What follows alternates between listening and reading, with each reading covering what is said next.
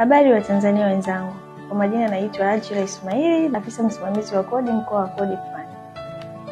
Mamlaka ya Mapato ya Tanzania ina jukumu la kusimamia uwasilishaji sahihi kodi mbalimbali pamoja na kuhakikisha kwamba zinalipwa kwa wakati. Kwa leo naomba tuongelee kodi za wafanyakazi, ambapo kwa Mamlaka ya Mapato tunaposema kodi za wafanyakazi tunamaanisha PAYE na STL. Kwa kuanzia na PAYE, hii ni kodi ya wafanyakazi ambayo mwajiri anaizuia na kuiwasilisha Mamlaka ya Mapato kupitia mfumo wetu wa Taxpayer Portal kabla ama mnamo tarehe 7 ya kila mwezi. Kodi hii anakatwa muajiriwa mwenye mshahara wa kuanzia 270,000 baada ya makato ya mifuko ya jamii.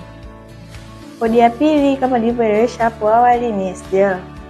Kodi hii huwasilishwa na mwajiri pia kama ambavyo inapowasilishwa kodi ya PAYE, na yenyewe pia inawasilishwa kabla ama mnamo tarehe 7 ya kila mwezi. Kodi hii anaiwasilisha mwajiri mwenye wafanyakazi kuanzia 10 na ni 3.5% ya mishahara yote ambayo anawalipa wafanyakazi.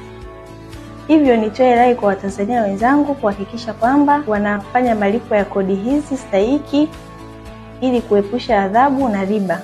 Hasa kwa waajiri ambao ndio wana jukumu na kuhakikisha kwamba wanazuia na kuwasilisha Mamlaka ya Mapato.